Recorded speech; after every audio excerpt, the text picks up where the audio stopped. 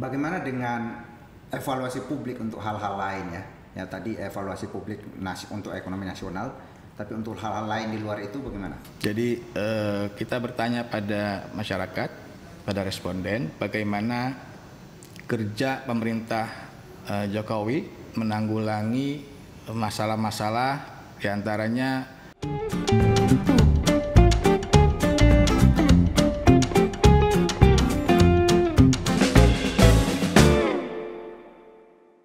Selamat datang kembali di kanal SMRC TV. Kali ini kita akan membahas hasil survei terbaru SMRC tentang evaluasi publik nasional atas kondisi ekonomi politik dan kinerja pemerintah. Dan hasil survei ini akan dipresentasikan dan didiskusikan bersama Direktur Riset SMRC, Denny Irvani. Mas Denny, selamat sore. Selamat sore, Mas Aidiman. Sebelum lebih jauh kita masuk ke pembahasan tentang hasil survei, mungkin saya akan persilahkan Mas Denny dulu untuk menceritakan survei ini dilakukan kapan dan apa metodologi yang digunakan di dalam survei ini. Silakan Ya, Mas. baik, Mas Aidiman, terima kasih. Jadi selama periode kedua kepemimpinan Pak Jokowi sebagai presiden, artinya pada bulan Maret ini Pak Jokowi sudah menjalani separuh dari kepemimpinannya. Kita ingin tahu bagaimana publik pada umumnya menilai berbagai kondisi makro, kondisi politik, kondisi ekonomi, penegakan hukum, serta kita juga ingin melihat bagaimana publik menilai kinerja pemerintah, khususnya Pak Jokowi sebagai presiden, juga secara lebih elaboratif melihat bagaimana publik menilai kinerja pemerintah pada berbagai bidang. Lebih jauh dari itu, kita juga ingin mengetahui berbagai kelompok masyarakat pandangannya kepada kinerja pemerintah. Nah, untuk itu kita melakukan survei opini publik, survei dengan skala nasional yang dilakukan pada 13 sampai 20 Maret 2022 di lapangan. Dan survei ini dilakukan secara tatap muka dengan jumlah responden 1027 orang dari 1220 responden yang direncanakan. Dalam arti ada response rate sebesar 84%. Ini response rate yang relatif tinggi dibanding mode-mode survei lain seperti survei telepon. Margin of error survei ini diperkirakan plus minus 3,12% pada tingkat kepercayaan 95%, asumsi simple random sampling ya.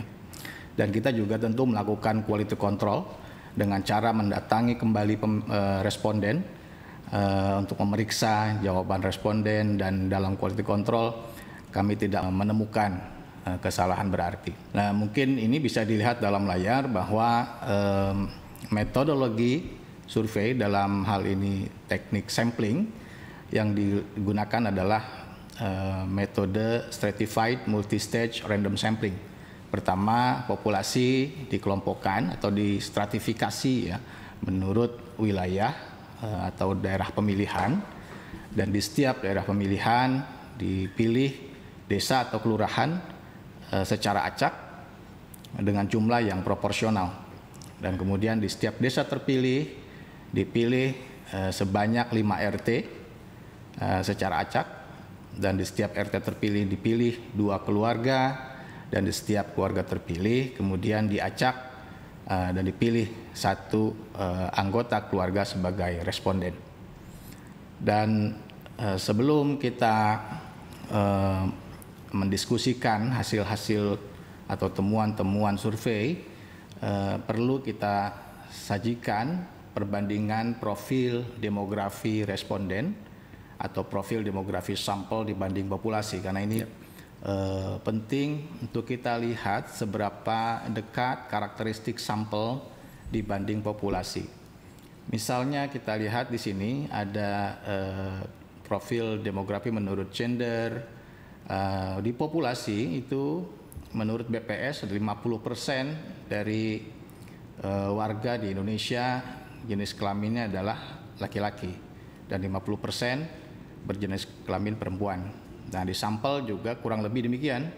Di laki-laki 49,9%, perempuan 50,1%. Jadi jaraknya dengan populasi sangat dekat, dan kalau kita juga amati dari variabel-variabel demografi yang lain, desa kota, usia, agama, etnis, semua faktor-faktor atau variabel-variabel demografi itu memiliki kedekatan dibanding populasi. Dari sisi provinsi juga demikian, proporsional sampel ini dari sisi wilayah ya. Saya kira ini penting sehingga karena karakteristik sampel kita dekat dengan populasi, kita bisa yakin bahwa temuan-temuan survei ini bisa menggambarkan keadaan populasi pemilih secara umum. Bisa dipertanggungjawabkan lah kira-kira begitu ya. Ya. Oke, kita masuk ke dalam hasilnya Mas Denny. Nah, mungkin kita perlu tahu pertama kali tentang bagaimana persepsi warga tentang kondisi ekonomi. Kita tahu bahwa setidaknya dalam 2 tahun terakhir itu kelihatan belum pulih sepenuhnya, tapi kelihatan ada pergerakan ke arah sana. Tahun 2020 kita masih minus 2,07%. Tahun lalu kita sudah positif 3,69%, dan menurut persepsi tahun ini di kuartal keempat kemungkinan kita akan masuk atau tumbuh sekitar 5%. Nah, apakah kondisi-kondisi itu terrefleksi di dalam evaluasi publik mengenai kondisi ekonomi? Tapi mungkin Mas Denny akan jawab setelah saya minta kepada para penonton untuk subscribe, like, kasih komen juga, dan sebarkan atau share ke masyarakat luar sana yang lebih luas agar semakin banyak warga yang bisa mendapatkan informasi dan pengetahuan dari forum SMRC TV ini. Silakan Mas Denny. Iya, dalam hal kondisi ekonomi, kita bertanya kepada masyarakat, dalam hal ini responden yang terpilih secara acak, apakah Bapak atau Ibu melihat keadaan ekonomi nasional pada umumnya sekarang ini menjadi jauh lebih buruk, tidak ada perubahan, lebih baik atau jauh lebih baik dibanding tahun lalu. Dengan pertanyaan ini kita memperoleh respon ada 1,7% yang mengatakan jauh lebih buruk, 29,5% yang mengatakan lebih buruk, yang mengatakan tidak ada perubahan ada 28,6%, dan yang mengatakan lebih baik 32,1%, jauh lebih baik 3,5%, dan yang tidak menjawab atau tidak tahu ada 4,7%. Supaya lebih sederhana, kita gabungkan kategori respon yang mengatakan jauh lebih buruk dengan lebih buruk digabung menjadi lebih buruk begitu. Kemudian yang lebih baik dan jauh lebih baik digabung juga. Kita peroleh ada 31,1% warga yang menilai kondisi ekonomi nasional sekarang lebih buruk atau jauh lebih buruk.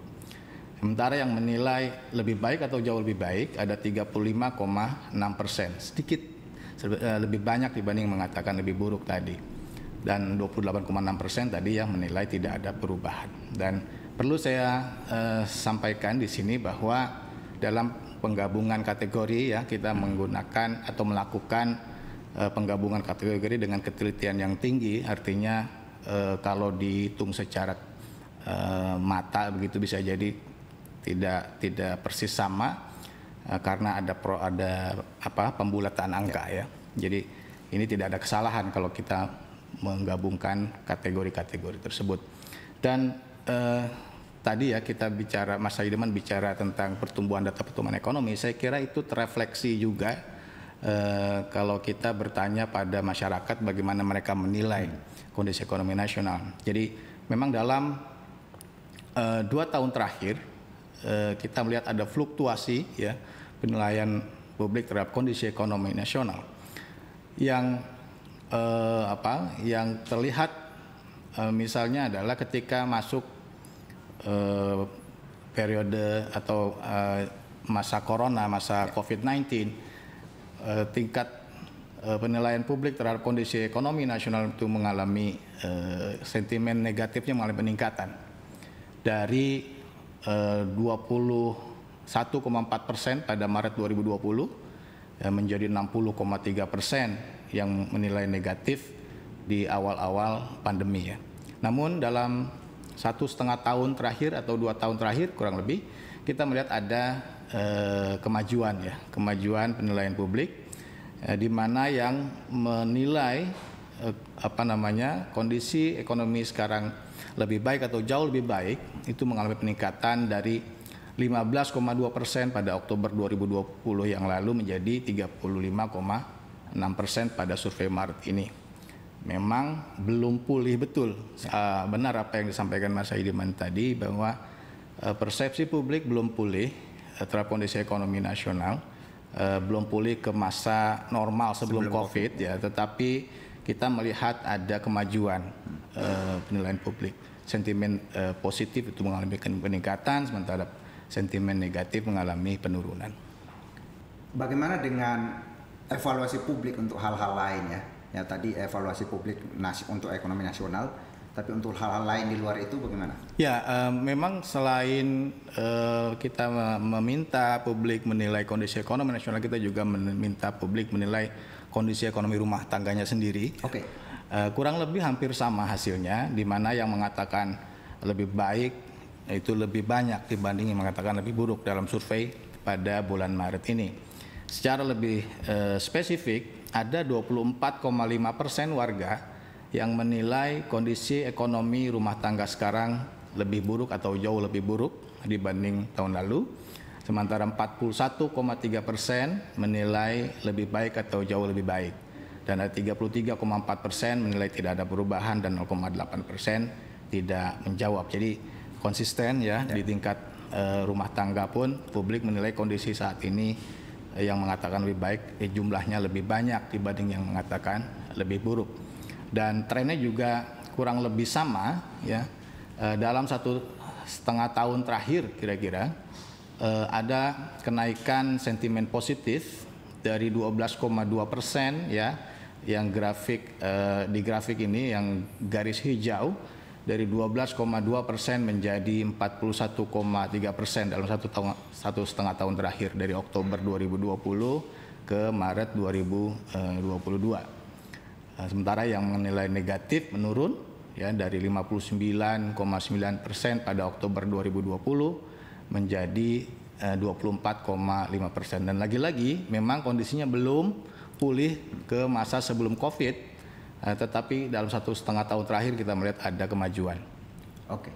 Dan penting melihat selain mengevaluasi kondisi ekonomi dibanding tahun lalu, ya kita juga mengukur persepsi publik atau optimisme publik ya, terhadap kondisi ekonomi nasional maupun rumah tangga setahun ke depan.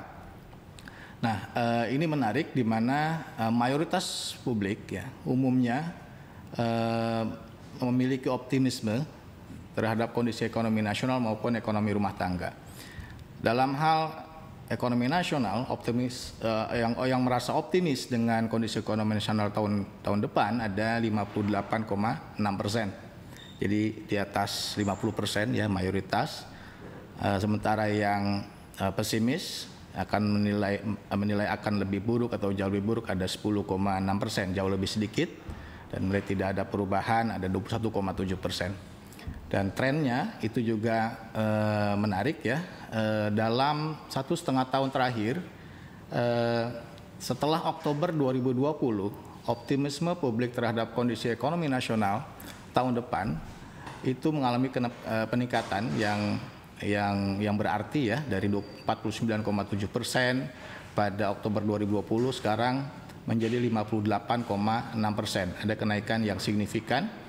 Walaupun demikian, perlu menjadi catatan bahwa kalau kita bandingkan temuan survei pada Maret 2022 ini dibanding Desember 2021, optimisme mengalami sedikit penurunan dari 62,2% menjadi 58,6%. Begitupun dengan kondisi ekonomi rumah tangga ya, kurang lebih polanya sama.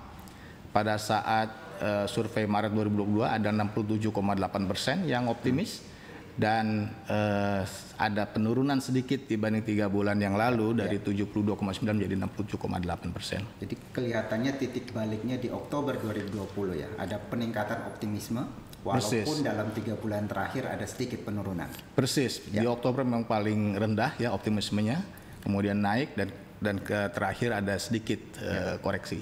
Ini juga menarik bahwa walaupun persepsi terhadap ekonomi nasional dan ekonomi rumah tangga dari sisi retrospektif ya, penilaian sekarang dibanding tahun lalu belum sepenuhnya pulih, tetapi nampaknya warga kita cukup optimistis ya bahwa tahun depan akan terjadi perubahan. Ya, benar.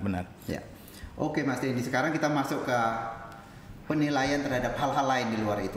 Kondisi keamanan, kondisi politik, penegakan hukum bagaimana Mas Denny? Baik, kita lanjutkan. Dalam menilai kondisi politik, keamanan, penegakan hukum, ini juga menarik ya. Pertama, kondisi politik ya. Ada 32,6% pada bulan Maret 2022 ini yang menilai kondisi politik nasional baik atau sangat baik. Yang menilai buruk atau sangat buruk 23,5%. Artinya lebih banyak yang menilai baik dibanding yang menilai buruk. Dan ada 33,8%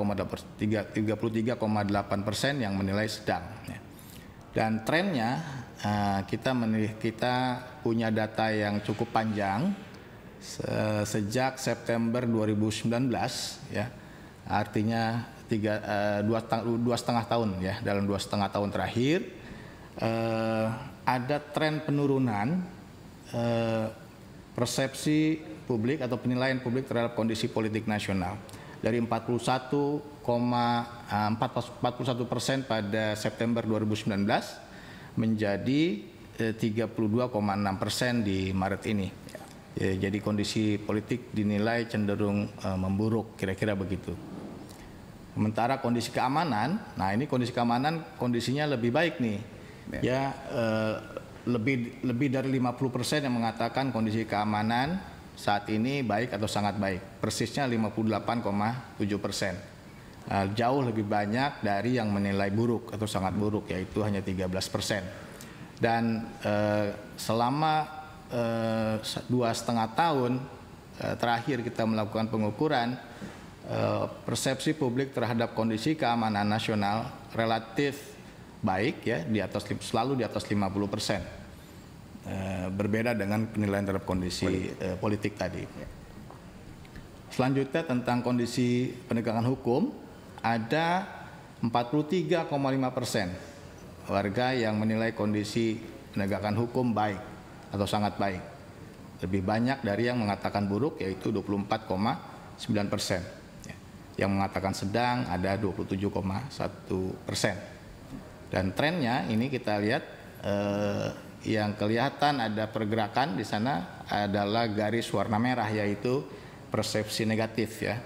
Yang kelihatan ada kenaikan dalam 2,5 tahun terakhir dari 15,1% pada September 2019 menjadi 24,9%. Jadi kita bisa mengatakan kondisi penegakan hukum dalam 2,5 tahun terakhir cenderung memburuk. Saya kira itu cenderung sama dengan yang tadi kondisi politik ya. Iya, jadi polanya kurang lebih sama. Ya. Kondisi politik penegakan hukum yaitu relatif kurang lebih sama polanya, semakin memburuk. Oke, tadi sudah dijelaskan tentang bagaimana persepsi publik mulai dari persoalan ekonomi dilihat dari berbagai aspek ya, ekonomi nasional, ekonomi rumah tangga, kemudian prospektif tentang ekonomi nasional tahun depan, kemudian juga tentang persepsi mengenai politik, penegakan hukum, dan keamanan tadi dengan segala macam variannya. Nah, sekarang kita ingin lihat apakah seluruh penilaian ini bagaimana refleksinya di dalam publik menilai kinerja presiden? Ya, yang tadi kita bicarakan itu bisa jadi merupakan determinan atau faktor-faktor yang bisa berpengaruh ya terhadap kinerja presiden atau pemerintah. Nah, sebelum itu kita perlu melihat bagaimana sih publik menilai kinerja Presiden Jokowi secara umum. Ya. Dan ini memang pertanyaan yang selalu kita tanyakan dalam survei nasional tatap muka, sehingga nanti kita bisa lihat trennya dari survei ke survei. Dalam survei Maret 2022 saat ini ada 64,6% warga yang merasa sangat atau cukup puas dengan kinerja Presiden Jokowi. Yang kurang atau tidak puas ada 32,2% dan ada 3,1% yang tidak menjawab. Jadi mayoritas publik masih merasa puas dengan kinerja Presiden Jokowi sebagai presiden ya pada survei terakhir. Namun demikian ada fluktuasi penilaian dari survei ke survei ya. Tadi kita peroleh 64,6% pada Maret ini. Kalau kita bandingkan dengan 1 tahun sebelumnya, pada Maret 2021 itu ada penurunan dari 77%. Pada saat itu Jokowi sangat tinggi, approval ratingnya turun menjadi 64,6%. Atau secara lebih spesifik kita juga bisa melihat ada sedikit penurunan dibandingkan 3 bulan sebelumnya pada Desember 2021 yang mencapai 71,7%. Ada 2 hal yang menurut saya menarik ini yang mungkin bisa diperjelas oleh Mas Denny. Yang pertama adalah bahwa walaupun terjadi fluktuasi, sebetulnya tren kepuasan terhadap kinerja Presiden Jokowi ini relatif di atas sebetulnya dengan segala macam variannya. Sementara persepsi terhadap ekonomi kan fluktuasinya tinggi sekali begitu. Itu yang pertama. Yang kedua itu tadi yang disebutkan bahwa dalam setahun terakhir atau dalam 3 bulan terakhir ada tren penurunan tingkat kepuasan ini. Kira-kira apa penyebab utama itu Mas Denny yang bisa dilihat? Pertama kondisi ekonomi tadi adalah penilaian publik terhadap apa yang mereka rasakan pada kondisi ekonomi. Jadi bukan penilaian terhadap kinerja kalau yang tadi ya. Bisa jadi kondisi ekonomi itu sedang buruk, tetapi publik tidak serta-merta bisa langsung mengatakan ini kerja pemerintah yang buruk. Karena publik juga bisa menilai pada saat itu ada hal lain, ada wabah COVID-19 yang bukan hanya melanda Indonesia tapi juga melanda dunia, dan itu berdampak negatif terhadap ekonomi. Karena itu kita bisa melihat ada perbedaan, ada kalau di tingkat ekonomi, kondisi ekonomi tadi ada fluktuasi yang sangat besar, sementara di dalam menilai kinerja presiden ada fluktuasinya tidak terlalu besar dan masih di atas 60% yang puas. Saya kira itu untuk penilaian publik terhadap kinerja pemerintah mengatasi ekonomi itu soal lain. Nah, kita punya datanya tentang itu. Oke, untuk kinerja pemerintah mengatasi ekonomi, ya kita memperoleh hasil 54,5% dalam survei Maret ini yang mengatakan sangat atau cukup puas dengan kinerja pemerintah menangani pemulihan ekonomi akibat COVID-19. Yang mengatakan kurang atau tidak puas sama sekali ada 41,8% dan ada 3,7% yang tidak menjawab. Artinya yang merasa puas masih lebih banyak dibanding yang merasa tidak puas. Meskipun ini terlihat bahwa ada sedikit penurunan ya dibanding Desember 2021 yang lalu, dalam 3 bulan terakhir 60,1 menjadi 54,5%. Ini baru kinerja pemerintah ya dalam mengatasi pemulihan ekonomi. Dan selain itu dalam hal kinerja pemerintah kita juga bertanya tentang kinerja pemerintah mengatasi COVID-19. Nah, ini juga selalu kita tanyakan dalam beberapa kali survei dari Oktober 2020 sampai Maret 2022. Ya, kita bisa lihat trennya. Pada survei Maret 2022 yang puas dengan kinerja pemerintah mengatasi masalah COVID-19 ada 62,2%. Mayoritas, artinya mayoritas publik pada umumnya merasa puas, dan yang merasa tidak puas atau kurang puas 35,1%. Masih sangat tinggi tingkat kepuasan, kurang lebih di rata-rata dalam survei sepanjang 1,5 tahun terakhir. Namun demikian, ini menarik juga penurunan yang cukup tajam menurut saya atau cukup besar ya pada tingkat kepuasan atas kinerja pemerintah mengatasi COVID dari 74,9% di Desember 2021 menjadi 62,2%, sekitar 12% lebih penurunannya. Saya kira ini juga mencerminkan bagaimana keadaan kondisi COVID di negara kita.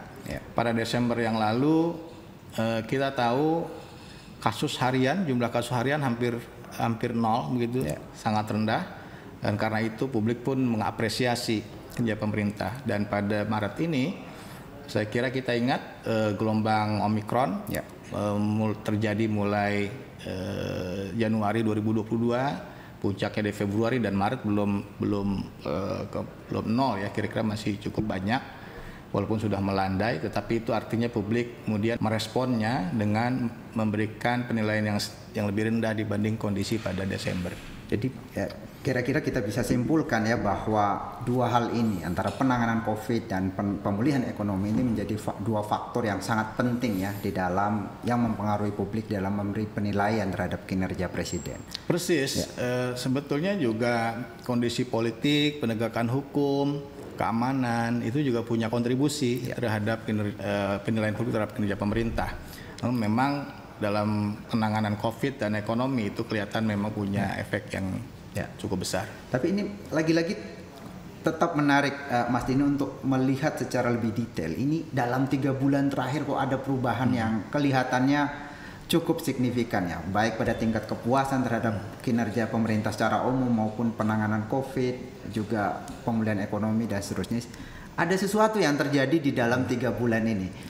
Di luar dari persoalan penanganan COVID dan pemulihan ekonomi, ada lagi nggak Mas yang perlu kita perhatikan? Secara spesifik, kita punya data lebih spesifik lagi. Kinerja pemerintah menanggulangi berbagai masalah. Ya. Jadi kita bertanya pada masyarakat, pada responden, bagaimana kerja pemerintah Jokowi menanggulangi masalah-masalah, diantaranya menyediakan pelayanan kesehatan yang terjangkau, menyediakan pendidikan yang sesuai dengan perkembangan teknologi digital dan berbagai hal, termasuk juga bagaimana kinerja pemerintah Jokowi membuat harga-harga kebutuhan pokok agar terjangkau warga pada umumnya. Dari lebih dari 5 atau lebih dari 7 di sini masalah yang kita tanyakan, terlihat bahwa ada penilaian yang sangat negatif pada kinerja pemerintah Jokowi dalam membuat harga-harga kebutuhan pokok yang terjangkau.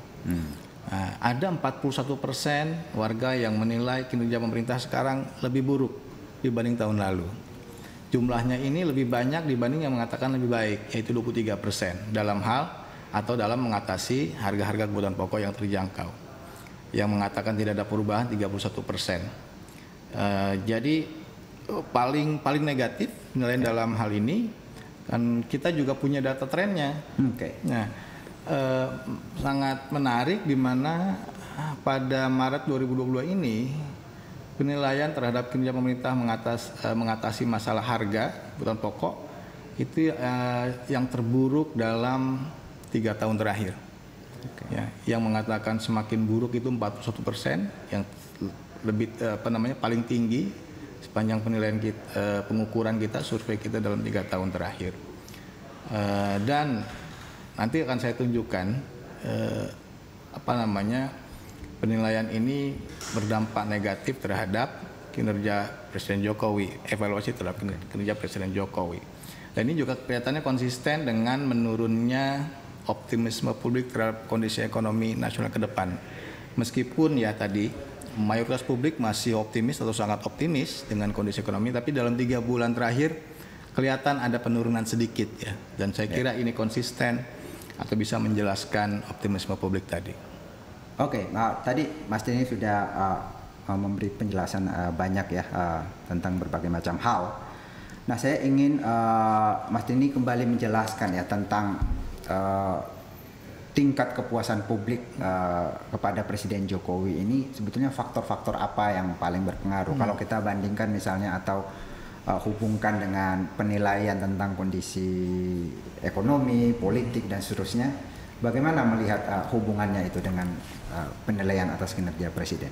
Ya, kepuasan terhadap kinerja Jokowi itu berhubungan dengan evaluasi atas berbagai kondisi makro tadi, ekonomi, politik, keamanan, dan penegakan hukum. Jadi warga yang menilai kondisi ekonomi, kondisi politik, kondisi keamanan, kondisi penegakan hukum dalam keadaan baik atau lebih baik, itu cenderung merasa puas atau sangat puas dengan kinerja Presiden Jokowi. Sebaliknya yang mengatakan buruk akan mengatakan tidak atau kurang puas dengan kinerja Presiden Jokowi.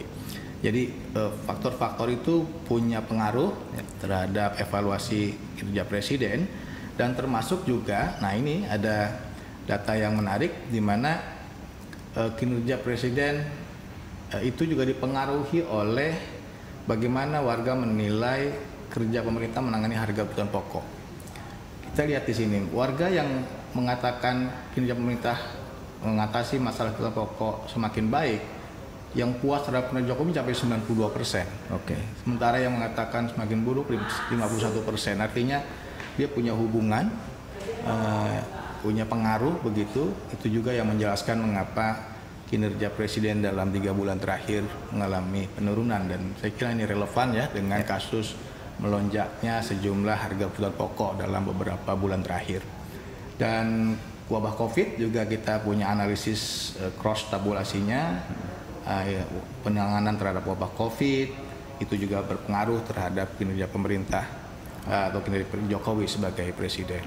Itu kan aspek-aspek yang rasional, Mas Denny ya. Gimana dengan aspek-aspek yang terkait dengan politik, dengan pilihan politik soal apakah penilaian ini benar-benar independen, benar-benar karena evaluasi yang objektif, ataukah ini terkait dengan preferensi politik juga? Ya, memang ya betul. Ya. Evaluasi atas kinerja Presiden Jokowi itu bukan hanya bisa dijelaskan oleh satu atau dua faktor saja. Tadi faktor rasional betul. Sekarang kita lihat aspek-aspek yang lain. Ternyata penilaian terhadap kinerja Presiden Jokowi itu juga berhubungan dengan pilihan politik. Jadi pemilih Jokowi Amin, Jokowi Ma'ruf Amin pada 2019 itu cenderung merasa puas atau sangat puas dengan kinerja Jokowi. Sementara pemilih Prabowo Sandi cenderung merasa kurang puas. Begitupun dalam masa, kalau kita lihat dan menurut masa pemilih partainya, yang puas terhadap kinerja Jokowi itu adalah masa pemilih PDI Perjuangan, yang dimana Pak Jokowi adalah salah satu kadernya. Berbeda dengan penilaian dari masa pemilih partai yang lain. Yang paling berbeda adalah penilaian menurut masa pemilih PKS. Menurut masa pemilih PKS itu Jokowi yang puas dengan kinerja Jokowi sebagai presiden hanya 27% saja. Mayoritas 70% pemilih PKS itu nggak puas dengan Jokowi, berbanding terbalik dengan pemilih PDI Perjuangan. Begitupun dengan beberapa partai yang lainnya. Jadi secara umum partai pendukung pemerintah itu masa pemilihnya itu cenderung puas, sementara masa pemilih partai yang oposisi cenderung kurang puas. Kalau aspek demografi yang lain, Mas, orang mana yang paling puas sebetulnya terhadap kinerja Jokowi ini? Masyarakat dari latar belakang mana? Iya. Secara sosiologis ya, variabel demografi mana yang menjelaskan perbedaan tingkat kepuasan? Saya kira yang penting ditangkap atau dilihat di sini adalah kalau perbedaan tingkat kepuasan menurut pemilih pedesaan dan perkotaan, kemudian menurut pendidikan dan menurut pendapatan. Jadi mereka yang tinggal di pedesaan cenderung lebih puas dibanding yang tinggal di perkotaan. Sementara dari sisi pendidikan, mereka yang berpendidikan lebih tinggi cenderung kurang puas, lebih kritis, saya kira benar. Kemudian dari sisi pendapatan, yang merasa kurang puas itu adalah pendapatan yang lebih tinggi. Sementara pendapatan yang lebih rendah cenderung lebih puas, gitu ya. Menarik ini ya. Ada rendah pendapatannya justru lebih puas dengan kinerja pemerintah. Iya. Secara demografi atau secara sosiologis begitu karakteristik pemilih kita atau masyarakat kita ya. Ada perbedaannya bisa dilihat dari sisi pendidikan, pendapatan, dan juga desa kota terutama di sana.